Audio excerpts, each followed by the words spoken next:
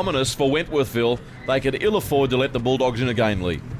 Peter, what are you teaching them down there, mate? They look like they had some basketball skills going on. Morris took off down the sideline and he had the ball just perched in his hand. Oh, it looked like a dangerous carry, but he got down there and everyone was just throwing one-arm passes everywhere. He had a good thumb grip on it, though, Lee. He did, mate. Your St George days, you'd be aware of that. Yeah. I just think here, and we look at a penalty against the the Wentworthville side. Look, the hardest thing in a side like this, and you know yourself, Lee, you've got an X number of NRL players in there, and there's a great number of them in this Canterbury side, and even in the Wentworthville side, it's to get them to mould together. Each of them wants to try and get back up there and impress, and Justin Holbrook has done a marvellous job with these players. They're working for each other, they're combining very, very well, and it's a pretty well-drilled outfit at the moment. Well, I think it's within the culture of the club. I mean, I've seen a lot of the first graders walking around here today to watch this game and to support the players from both Parramatta and Bulldogs. But I know the Bulldogs always show up and they always try their best, the guys that do come up and down. Yeah, I think that goes back to Andrew Ryan, his influence too. He's a great leader, a great club leader. All right, so Wentworthville putting themselves into an attacking position here. Hopefully they'll come up with some points. It's not the first time they've visited Canterbury's 20-metre zone to come up with nothing. Pelotolisi flicked the ball out the back door. Now back to Manu Kafoa. He winds up those big legs and tears straight into them. Eventually put on the ground by Michael Hodgson. Now from Hunt to Mortimer to the line. A kick through for the back rower to chase Matthew Ryan. Couldn't quite get there. A little bit too much on it anyway. Back to the 20 we come. Just a fraction too much. That was a good little kick from Mortimer and well shadowed there by Michael. That just made sure that it was fairly well covered until it went over, and a good chase on the end of it. I just think that since Penny Taripo and Carl Webb have gone off, they're not playing as direct, the Wentworthville side. A couple of errors in their game. I'd just like to see them settle back down to, as Lee said, the first 20 was great from them. And of course, that Wentworthville attack all happened by virtue of Canterbury failing to find touch after they got the football. Paul Dunn there, former great player, Canterbury board member, in the crowd watching these Bulldogs go through their paces. He's a deputy chairman of the Bulldogs now, isn't he? Yes, Big Paul, yep. What a player he was. Former Clive Churchill medal winner, wasn't he, from memory? He was. And leave that one. That was great defence from Chris Hicks to put some pressure on there, Lee. Oh, that was great. Right up in his face and forces an error. You can see it here again, just picked it out, the timing was perfect. Josh Morris had a little bit of a peek there at it, and Hicks did very, very well. Made sure too that Aaron Fluke was covering his wing. That could have definitely been a rib cruncher. Here come Wentworthville, short ball from Daniel Mortimer, away to Ken Seo, who burst into space. Gap closed quickly though. Now Manu Kafoa on the ground by Hodgson. Hunt, a couple of metres forward, then offloads away to Joseph Paulo. Now in possession is Cole Faliga.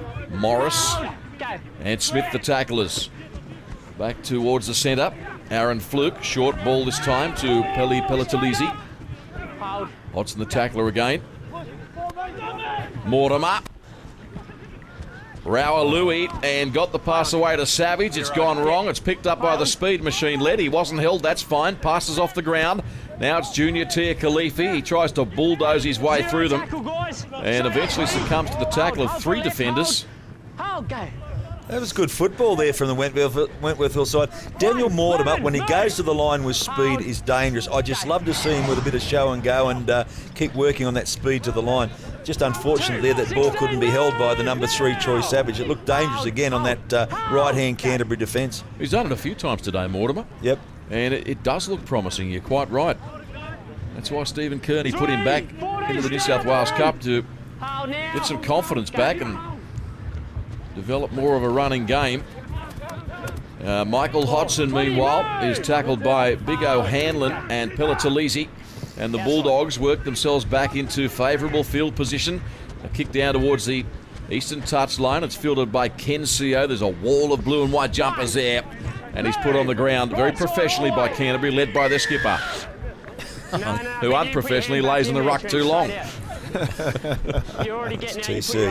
That was a great kick out of dummy half from Shane Plummer. He read it very, very well there. As you see this penalty against Trent Cutler. Good tackle there too from Gary Warburton. And Cut's just laying on that a little bit too long. Hold for it, right side. Hold. He's rightfully so. He's claiming his arm was caught in there. Did you see that? Yeah, I saw that. What do you think? Move. I thought it was showmanship at its best. 2 more, 17, you're off. Good now. Manukaufoa goes downfield for Wentworthville. 2, release leg. So they've got a lot to do in the second half. 16-0, they trail. 3. Wouldn't a converted try be handy here for the Magpies? Okay. They'd be buoyed by that going into the sheds. Now Mortimer again, he's probing, he's always looking for a crack. He's sniffing around this afternoon. Well, it's easy.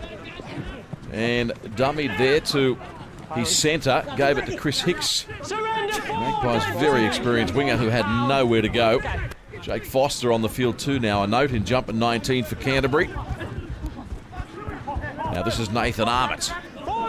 Wrestled to ground by Nathan Smith on tackle number 5. They'll be looking for Mortimer. Here he is now. Kicked down towards the southeastern corner. Too long. Player receiving the football did not have to move. And back to the 20 we come. That's a disappointing end of that set. It is a very disappointing one, and one I know that Daniel Mortimer wouldn't be happy with, but they've just got to keep plugging away. Now, big set of just 6 in defence here. 4 minutes to half time. Really need to be on their mettle here, the Wentworthville Magpie side. Now, Mickey Paya. A wall of Magpies there. Now from Pumity to Brad Moran. Now into the action. Gee, they've got an embarrassment of riches, this club, if they can afford to start a bloke like Brad Moran off the bench.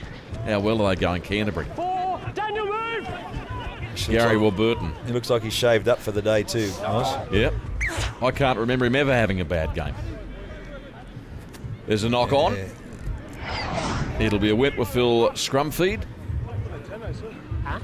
Yeah, just not quite sure what was going on there. Just overread it too. Good marker defence though from O'Hanlon to get those big long arms out onto Cutler and interfere with that pass. Rawa Louis trying to bust them. Defence sliding across.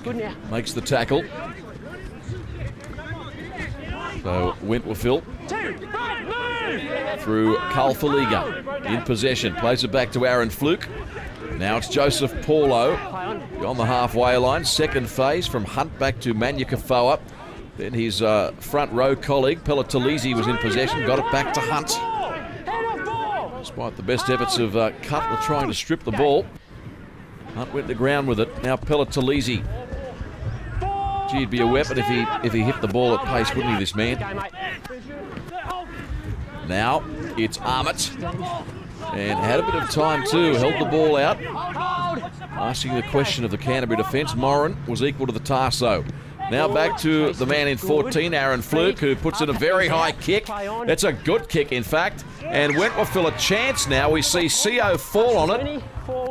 It'll come back to the 20 though. Wentworthville had their chance and came up with nothing according to the referee. That's a great kick and a very, very good chase from the Wenty side too. Mortimer leading the way there with the fullback, and you can see Junior Khalifi's just knocked that ball backwards, but they've ruled that the Wentworthville side's knocked it forward, and it's a turnover there for Canterbury. I think a lucky stroke of good luck there for Canterbury. Yeah, I actually don't think in the first instance Canterbury touched it. Looking at that replay, which of course the referee doesn't have the benefit of in the New South Wales Cup.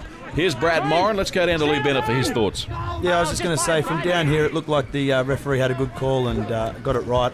I think when he just got a hand to it, it went forward. Okay, Pumapi out of acting half. And here comes a penalty. Referee waiting to blow his whistle, does so now.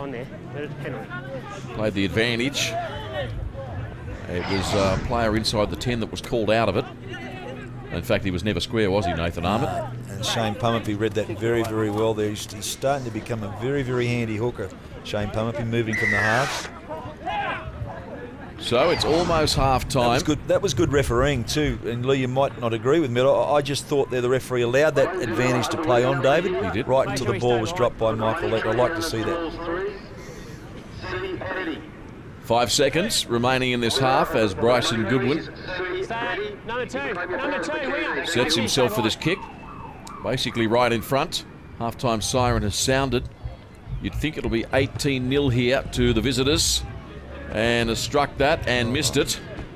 I've put the mocker on him. It was away to the left of the uprights, but nonetheless it's a very handy lead, isn't it?